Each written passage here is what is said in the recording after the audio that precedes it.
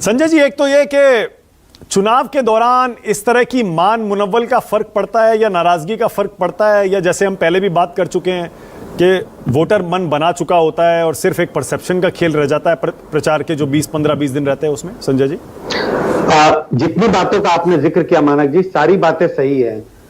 बड़ी संख्या में वोटर अपना मन बना लेते हैं और पिछले 10 सालों में हमने देखा कि ऐसे वोटरों की तादाद अब बढ़ गई है जो चुनाव शुरू होने के पहले ही मन बना लेते हैं। ये ऐसे वोटर हैं जो अपने आप को पार्टी के समर्थक बताते हैं, उन्हें इस बात की ज्यादा परवाह नहीं होती कि टिकट किसको मिला किसको नहीं मिला, मुद्दे क्या हैं। तो ऐसे वोटरों की तादाद लगभग 50% होती है। लेकिन जहां आपने मान मुनव्वल और नाराजगी की बात कही, उसका भी असर होता है। अगर उसका असर नहीं होता तो नाराज होने वाले नेता की मान मुनव्वल क्यों कराती पार्टी? इसका असर किन लोगों पर होता है? क्योंकि तकरीबन हमने देखा अलग अलग चुनाव में अलग अलग राज्यों में थोड़ा प्रतिशत अलग अलग हो, लेकिन लगभग एक एवरेज देखूं तो लगभग 9 से 10% वोटर ऐसे होते हैं जो किसी पार्टी के कोर सपोर्टर नहीं होते, कट्टर समर्थक नहीं होते, और वो आखिरी दिनों तक इंतजार करते हैं। और इंतजार किस बात का करते हैं? माहौल का। आम वोटर को लगता है कि नहीं, जो पार्टी जीत रही है मैं वोट उसी को दूंगा क्योंकि मैं अपना वोट बर्बाद नहीं करना चाहता। कुछ ऐसे भी वोटर होते हैं जो ये कहते हैं भाई पार्टी ये तो जीत ही रही है तो मैं दूसरी पार्टी को क्यों ना दे दूं, क्योंकि दूसरी पार्टी का हाथ मजबूत करना है।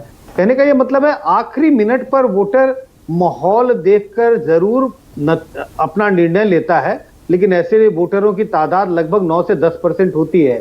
तो अगर आपका पार्टी का कोई बड़ा नेता नाराज हो गया और आपने उसको मनाने की कोशिश नहीं की, वो माहौल बिगाड़ सकता है। जैसे शैलजा जी की बात हो रही है, तो मान लीजिए 10, 12, 15, 20 कंस्टिट्यूएंसी जहां उनका प्रभाव है वहां खेल बिगड़ सकता है। यही बात दूसरे नेताओं पर भी लागू होती है।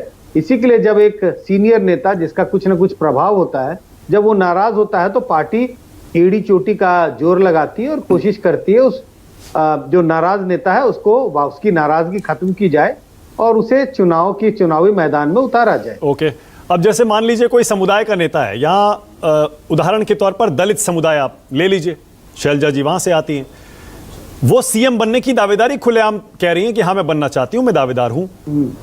उनकी दावेदारी ना मानना या मानना कितना रिस्की होगा, और क्या वाकई वो समुदाय हमारा नेता भाई सीएम पद का दावेदार है, इसने मान लिया पार्टी ने या नहीं माना, ये इंपॉर्टेंट फैक्टर होता है क्या? बहुत इंपॉर्टेंट फैक्टर होता है। अगर मान लीजिए कि दावेदारी की है, लेकिन आप जिस उदाहरण दे रहे हैं उसमें दावेदारी को खारिज नहीं किया गया है और पार्टी मुझे लग रहा है बहुत संभल कर चल रही है।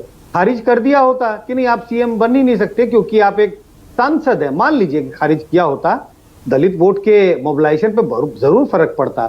लेकिन इस वक्त तो असमंजस की स्थिति है, दुविधा की स्थिति है, और सारे नेता और उनके जो समुदाय के लीडर हैं सब एड़ी चोटी का जोर लगाएंगे और ये कोशिश होगी, दलित समुदाय चाहेगा कि अगर कांग्रेस जीतती है चुनाव तो हमारे समुदाय से कोई चीफ मिनिस्टर बने, और यही बात जाटों पर भी लागू होगा।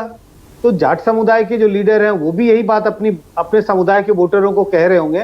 तो इस बात का फर्क पड़ता है मानक जी।